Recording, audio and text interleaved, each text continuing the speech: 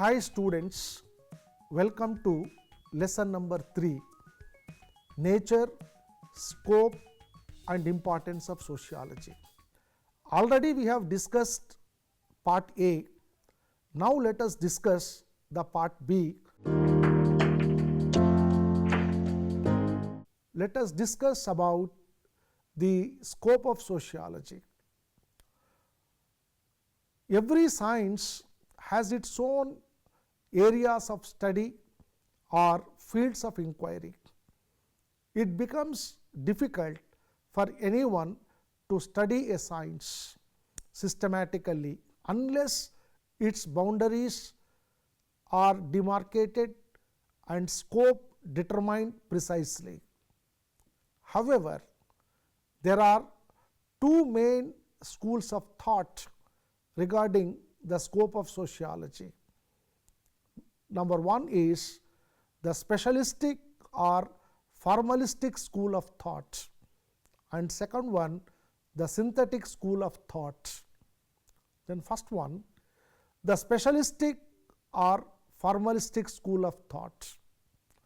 This school of thought is led by the German sociologist Georg Simmel. The other main advocates of this school are Kant, Max Weber, Small, von Weiss and Tönnies.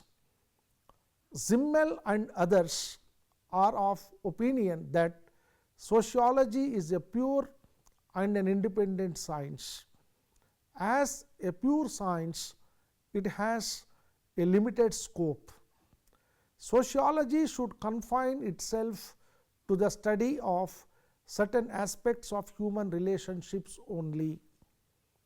Further, it should study only the forms of social relationships, but not their contents. Social relationship such as competition, subordination, division of labor, etc.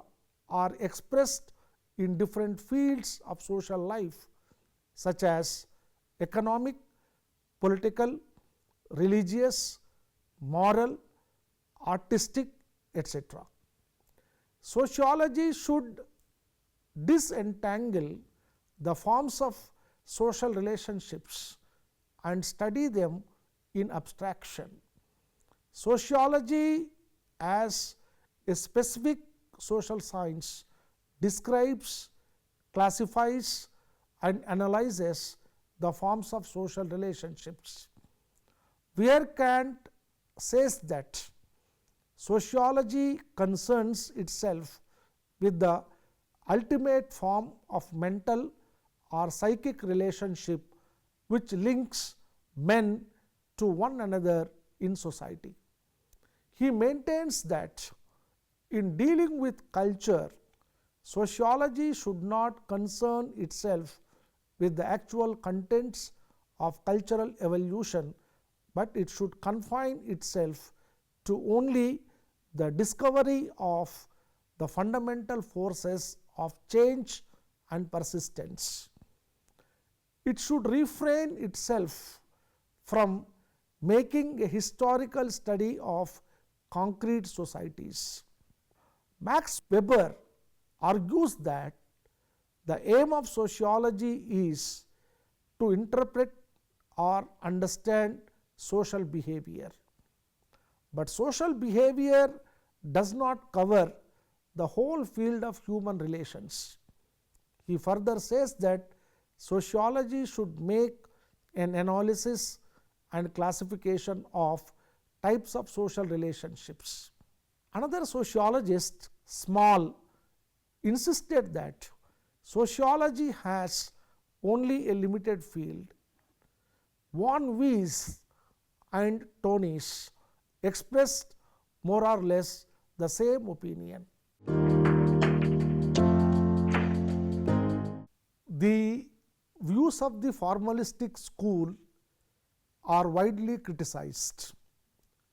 Some critical remarks may be cited here. Firstly, the formalistic school has unreasonably narrowed the field of sociology.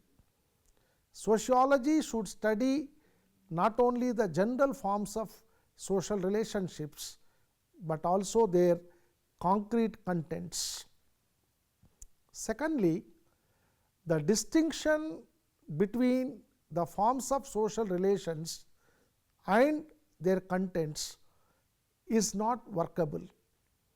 Social forms cannot be abstracted from the content at all, since social forms keep on changing when the contents change.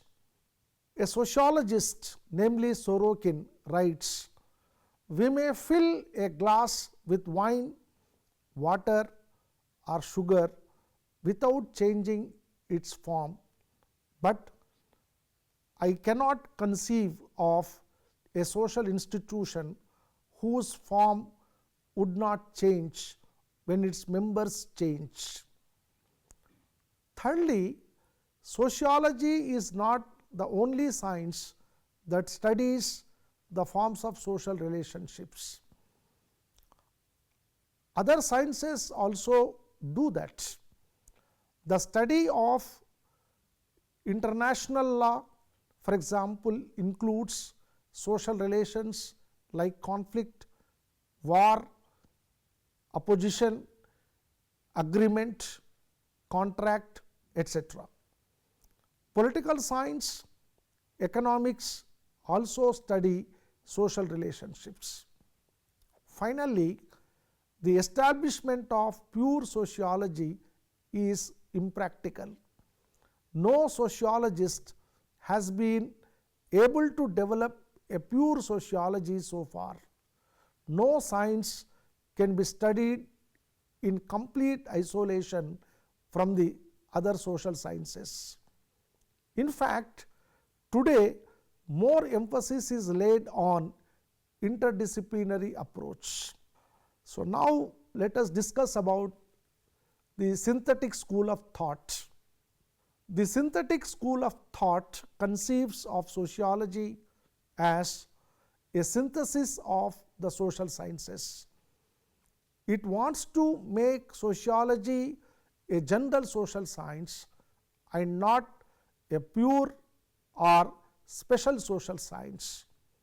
In fact, this school has made sociology synoptic or encyclopedic in character. Durkheim, Hobhouse, Ginsberg and Sorokin have been the chief exponents of this school of thought. The main argument of this school of thought is that all parts of social life are intimately interrelated. Hence, the study of one aspect is not sufficient to understand the entire phenomena. Hence, sociology should study social life as a whole. This opinion has contributed to the creation of a general and systematic sociology.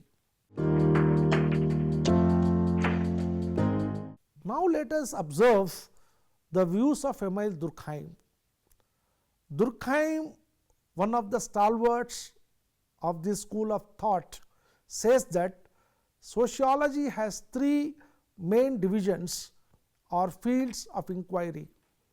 They are as follows: social morphology, social physiology and general sociology. Social morphology.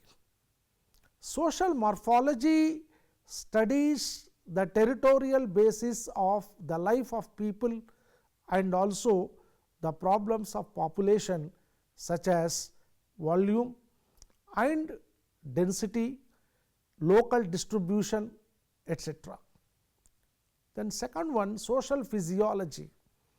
Social physiology has different branches such as sociology of religion, of morals, of law, of economic life and of language, etc. Then third one, general sociology. General sociology can be regarded as the philosophical part of sociology. It deals with the general character of the social facts. Its main function is the formulation of general social laws. Now, let us observe the views of the Maurice Ginsburg. Maurice Ginsburg, another advocate of the synthetic school of thought, says that the main task of sociology can be categorized into 4 branches. They are social morphology, social control, social processes, and social pathology. The first one, social morphology. Social morphology deals with the quantity and quality of population. It studies the social structure, social groups, and institutions. Then second one, social control. Social control studies formal as well as informal means of social control, such as custom, tradition, morals, religion, convention, and also law, court, legislation, etc. It deals with the regulating agencies of society. Then third one, social processes. Social processes tries to make a study of different modes of interaction, such as cooperation, competition, conflict, accommodation, assimilation, isolation, integration, differentiation, development, arrest, and decay. Then fourth one, social pathology. Social pathology studies social maladjustment and disturbances. It also includes studies on various social problems like poverty, beggary, unemployment, overpopulation, prostitution, crime, etc. The scope of sociology is indeed very vast. It studies all the social aspects of society, such as social processes, social control, social change, social stratification, social system, social groups, social pathology, etc. Actually, it is neither possible nor essential to delimit the scope of sociology. Importance and uses of sociology. Now, let us discuss the importance, uses, and advantages with the study of sociology. Of the various social sciences, sociology seems to be the youngest. It is gradually developing. Still, it has made remarkable progress. Its uses are recognized widely today. In modern times, there is a growing realization of importance of the scientific study of social phenomena and the means of promoting human welfare. The study of sociology has a great value, especially in modern complex society. Some of the uses of sociology are as follows. Number 1, sociology studies society in a scientific way. Before the emergence of sociology, there was no systematic and scientific attempt to study human society with all its complexities. Sociology has made it possible to study society in a scientific manner.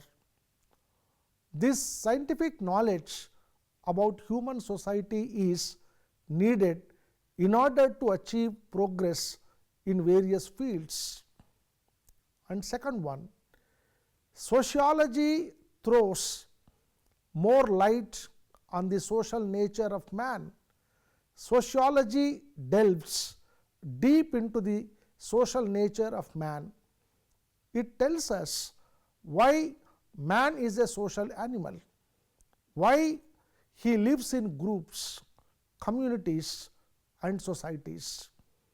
It examines the relationship between individual and society, the impact of society on man and other matters. The next one, sociology improves our understanding of society and increases the power of social action.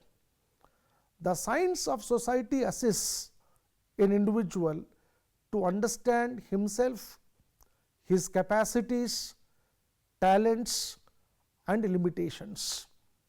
It enables him to adjust himself to the environment. Knowledge of society, social groups, social institutions, associations, their functions, etc., helps us to lead an effective social life.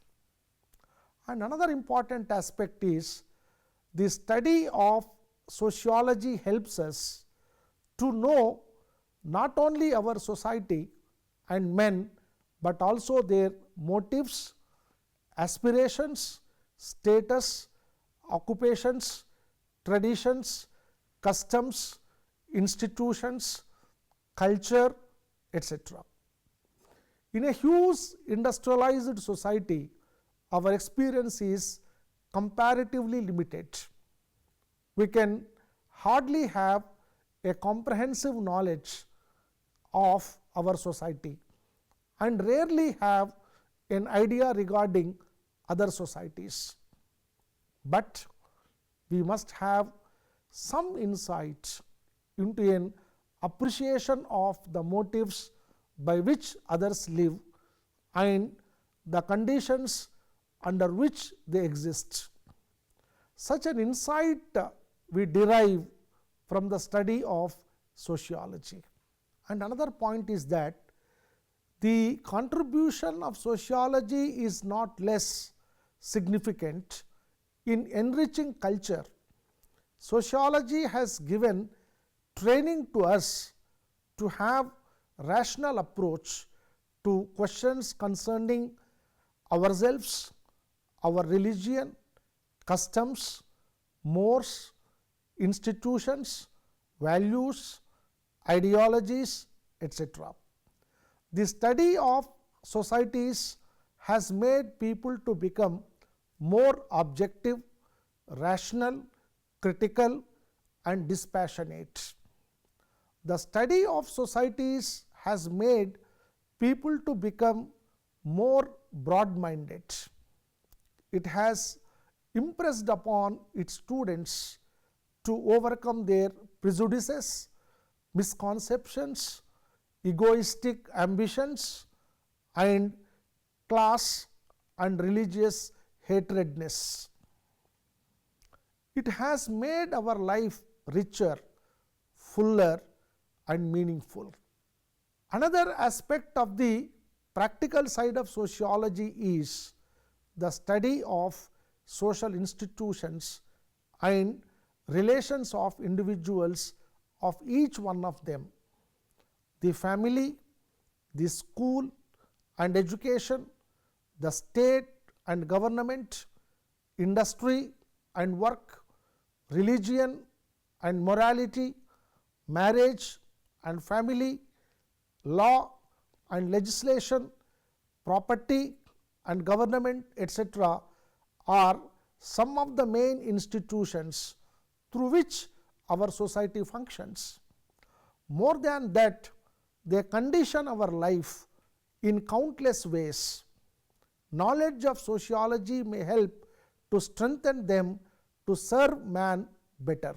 And another aspect is that sociology is useful as a teaching subject too.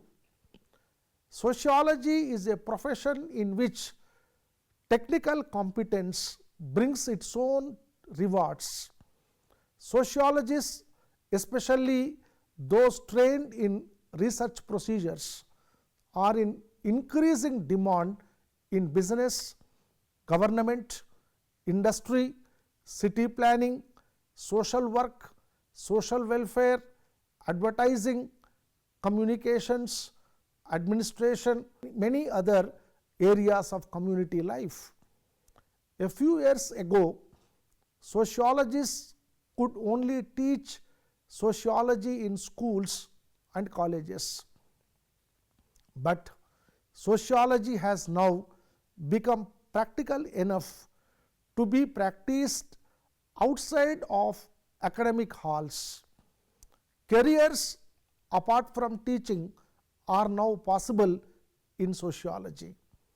The previous areas of applied sociology are coming more and more into prominence in local, state, national and international levels. The need for the study of sociology is greater, especially in underdeveloped countries. Sociologists have now drawn the attention of economists regarding the social factors that have contributed to the economic backwardness of a few countries. Economists have now realized the importance of sociological knowledge in analyzing the economic affairs of a country. The study of society is of paramount importance in solving social problems.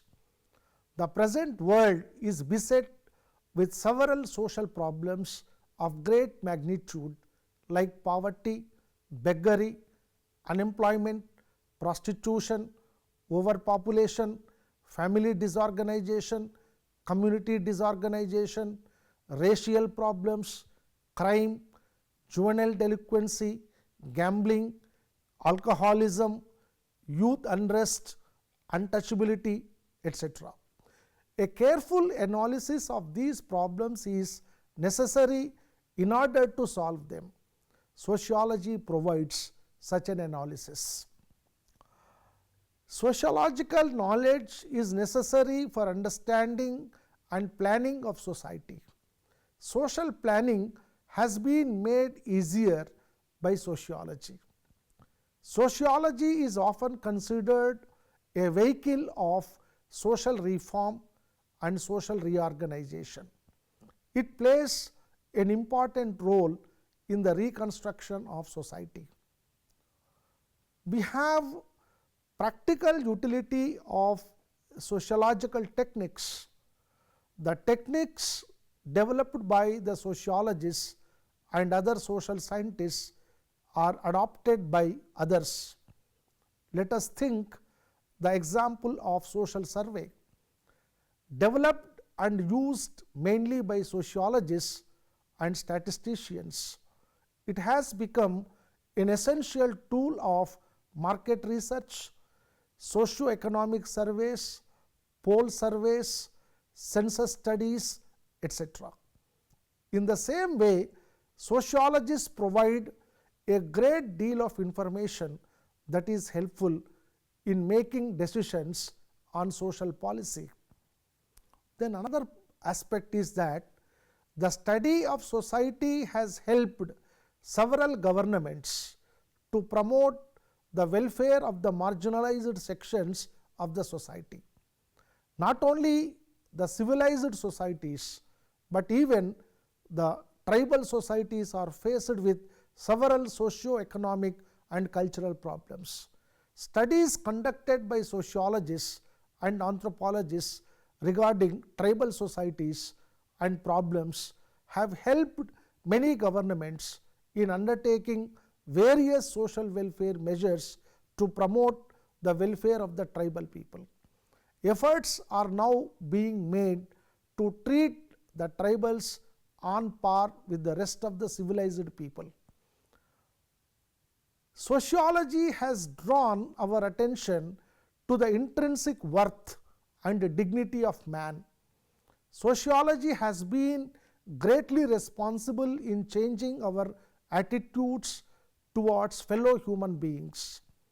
It has helped people to become rational in outlook and broad-minded in spirit. It has made people to become tolerant and patient towards others. It has minimized the mental distance and reduced the gap between different people and communities. Sociology is of great practical help in the sense it keeps us up to date on modern social situations and developments. Sociology makes us to become more alert towards the changes and developments that take place around us. As a result, we come to know about our changed roles and expectations and responsibilities. Finally, as Professor Giddings has pointed out, sociology tells us how to become what we want to be. In conclusion, it can be said that the question of value of sociology is not a question whether or not we should study a subject, but it is a simple question of how it is actually to be used. Sociology, in short, has both individual and social advantages. Sociology is a scientific study of social phenomena. Sociology is an independent, categorical, pure, abstract, rational and an empirical science. Sociology mainly focuses its attention on the sociological analysis of human society and culture, the study of primary units of social life such as social relationships, social groups, communities and associations, the fundamental social processes such as socialization, cooperation, competition and conflict, and methods of research. According to the sociologists, the scope of sociology is very vast. It touches upon every aspect of society and social life. The study of sociology is immensely helpful to understand the society and social life in rational and scientific way, and sociological knowledge would be helpful to enrich our culture and to resolve many problems that are persisting in the contemporary social world.